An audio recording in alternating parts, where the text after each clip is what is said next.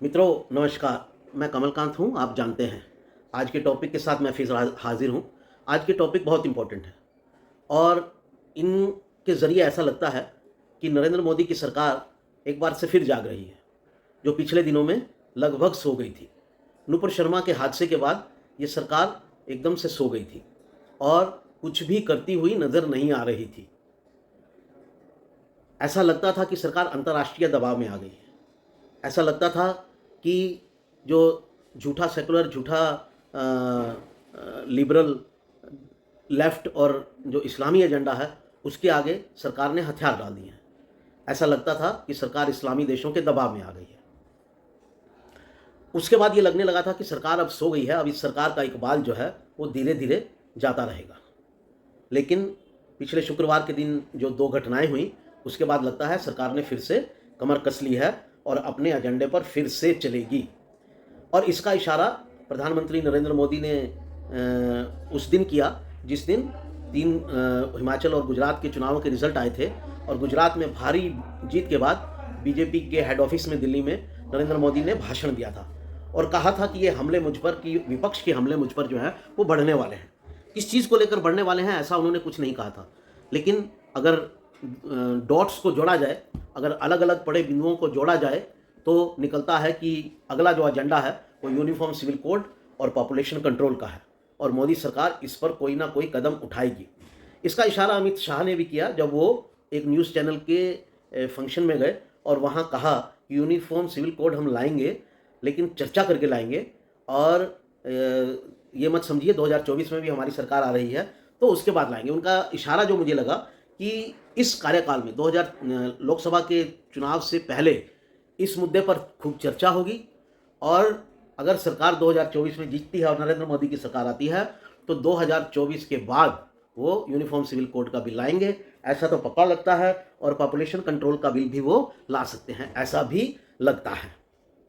अगर ये 2 बिल आ जाते हैं तो ये भारत की जो इमीडिएट प्रॉब्लम है, जो मुंह बाएं खड़ी है, उसको काफ़ी हद तक कंट्रोल करने में सफल रहेगी। भारत की इमीडिएट प्रॉब्लम ये है कि जनसंख्या बेतहाशा बढ़ रही है, पहली। दूसरी, और जनसंख्या में असंतुलन पैदा हो रहा है। जनसंख्या बढ़ रही है, इसे कंट्रोल करना ज़रूरी है। और जनसंख्या में जो असंतुलन पैदा हो रहा है उसमें इस्लामी वर्ग का, यानी कि मुसलमानों का जो शेयर है टोटल पॉपुलेशन में, वो हिंदुओं की तुलना में ज़्यादा बढ़ रहा है। मुसलमान जो हैं वो आज़ादी के समय 8% थे, अभी वो 16-17% हो चुके हैं। तो अगर इस दृष्टि से अगर उनकी जनसंख्या बढ़ती रही तो ये एक परेशानी पैदा करेगी आने वाले दिनों में। इसे जो झूठा सेकुलर मीडिया है किसी ना किसी तरीके से आपको बरगलाने की कोशिश करेगा कि उनकी पॉपुलेशन की रफ्तार देखिए कम हो रही है, पिछले दिनों डाटा दिया गया है। भाई उससे कुछ नहीं होता, प्रोपोर्शन में उनकी रफ्तार, जो उनका वो जो शेयर है वो हमसे ज़्यादा हो ही रहा है, उसे कंट्रोल करने की ज़रूरत है। तो ये कैसे कंट्रोल हो सकता है, मानवीय तरीके से कैसे कंट्रोल हो सकता है? ये कंट्रोल हो सकता है यूनिफॉर्म सिविल कोड लाकर। यूनिफॉर्म सिविल कोड से क्या होगा? यूनिफॉर्म सिविल कोड से समाज के हर व्यक्ति को एक शादी करनी होगी। अभी मुस्लिम समुदाय के लोग 4 शादियां ऑफिशियली कर सकते हैं एक समय पर, और वो 4 को तलाक करके 8 भी कर सकते हैं, फिर 4 को तलाक करके 12 भी कर सकते हैं। यानी कि वो कितनी ही औरतों को तलाक देके एक समय में 4 बीवियां रख सकते हैं और उनसे संतानें पैदा कर सकते हैं। और ये संतानें कितनी भी हो सकती हैं और ऐसे उदाहरण समाज में उपलब्ध हैं। कोई जाकर देखना चाहे तो आंखें खोलकर देख ले। तो इसको कैसे कंट्रोल किया जा सकता है? इसे इसी तरह से कंट्रोल किया जा सकता है कि एक ही बीवी होगी, उस बीवी को तलाक तलाक तलाक कह देने से डाइवोर्स नहीं मिलेगा, उसे प्रॉपर कोर्ट के माध्यम से तलाक देना पड़ेगा, जो एक पूरा प्रोसेस है जिसमें समय लगता है। और आपके पास तलाक तलाक तलाक कहकर कोर्ट ज़रूरी नहीं है कि आपको तलाक दे ही दे जब तक आपके पास कोई वैलिड रीज़न नहीं है। जैसे दूसरे समाज के लोगों के साथ होता है वैसे ही मुसलमानों के साथ होगा। तो आपके तलाक देने पर रोक लगेगी, आपके लोंडियाँ रखने पर रोक लगेगी, आपके 4 के बाद तलाक देने के अतिरिक्त शादियां करने पर रोक लगेगी। एक शादी होगी, बच्चे लिमिटेड होंगे तो कंट्रोल होगा समाज के अंदर। दूसरी बात, अगर पॉपुलेशन कंट्रोल बिल आ जाएगा तो एक बीवी से भी जो शादी होगी उसमें भी बच्चे करने पर आपको कंट्रोल होगा। 2 बच्चे, 1 बच्चा, 3 बच्चे, कितने भी हो सकते हैं, और वो समाज के हर समुदाय के लिए होंगे, इसलिए ये डिसबैलेंस पैदा नहीं होगा।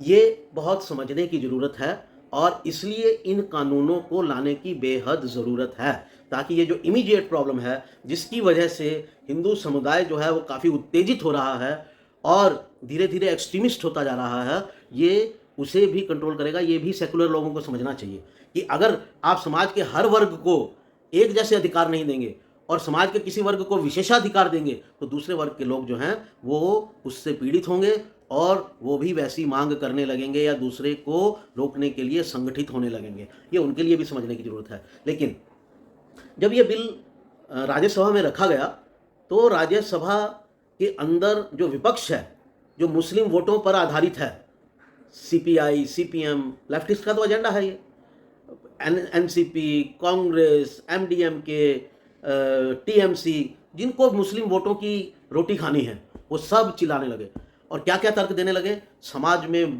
ब्लड शेड हो जाएगा, समाज में विकृति आ जाएगी, इससे समाज में बिखराव पैदा हो जाएगा। कोई बिखराव पैदा नहीं होगा, समाज में एकता आएगी।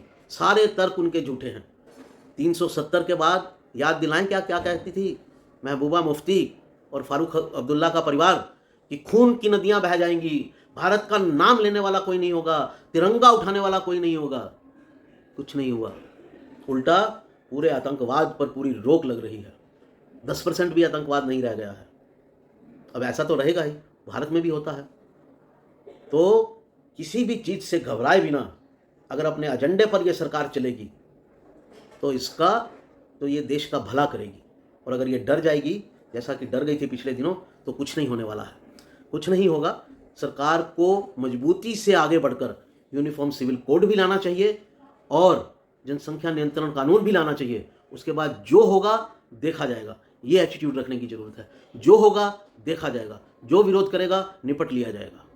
हिंदू उतना मजबूत होकर इस सरकार को सपोर्ट करेगा और उस हर सरकार को मजबूत करेगा जो हमारे जो इश्यूज़ हैं, जो समाज के इश्यूज़ हैं, हिंदू समाज के इश्यूज़ हैं, उनको टैकल करने की कोशिश करेगा। और इसका सबसे बेहतरीन एग्जाम्पल इसी सरकार ने रखा है, जिसने 370 तमाम धमकियों के बावजूद, ना केवल राष्ट्र के अंदर की धमकियां बल्कि राष्ट्र से बाहर की धमकियां, पाकिस्तान की धमकियां और किसी की धमकियां, सबके बावजूद हटा दिया, काटा मार दिया। अब कश्मीर के ऊपर कोई चर्चा नहीं कर सकता है। अब हमारा रुख क्या हो गया है, हमको पीओके लेना है। अभी तक हम कश्मीर बचाने की कोशिश कर रहे थे, अब हम पीओके लेने की बात कर रहे हैं। और सच में पीओके में, पाकिस्तान ऑक्युपाइड कश्मीर में इस चीज़ का थ्रेट है कि कब भारत हमला कर देगा।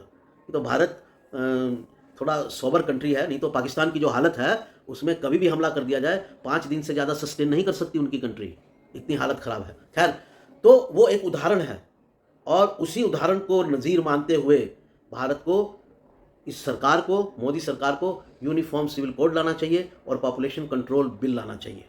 पॉपुलेशन कंट्रोल बिल के ऊपर मुझे सरकार अभी उतनी स्ट्रांग नहीं लग रही है, लेकिन कम से कम एक बिल रखा गया है और ये बिल सरकार की मर्जी के बिना, बीजेपी के सांसदों ने रखा है और ये बिल सरकार की मर्जी के बिना हो ऐसा नहीं लगता है। तो लेकिन अब तो उतना समय नहीं बचा है कि इस समय में पॉपुलेशन कंट्रोल बिल आ जाएगा। मुझे तो लगता नहीं है कि पॉपुलेशन कंट्रोल बिल अगले 1-1.5 साल जितना सरकार का समय बचा है उसमें आ पाएगा। ये तो एक दिखाने के लिए है, लेकिन यूनिफॉर्म सिविल कोड जो है उसमें कुछ जो है वो सरकार सीरियस लगती है। खैर, जो भी है, कुछ ना कुछ सरकार फिर रास्ते पर आई है, इसके लिए उसे बधाई दी जानी चाहिए और उसको पूरा सपोर्ट किया जाना चाहिए। ये देश के लिए बेहद ज़रूरी है। साथियों, उम्मीद करता हूँ कि मेरा ये वीडियो आपको पसंद आया होगा। इसमें जो मैंने एक्सप्लेन किया बहुत सारी चीज़ें आपको, वो आपको पसंद आई होंगी। आप इस वीडियो को सब्सक्राइब, मेरे चैनल को सब्सक्राइब करेंगे, नोटिफिकेशन की बेल दबाएंगे, उससे आपके पास सूचनाएं पहुंचेंगी। वीडियो को आप लाइक करेंगे और शेयर करेंगे ताकि यूनिफॉर्म सिविल कोड को लेकर ज़्यादा से ज़्यादा जनमत जो है बनाया जा सके और सरकार के पीछे एकजुट हुआ जा सके। नमस्कार।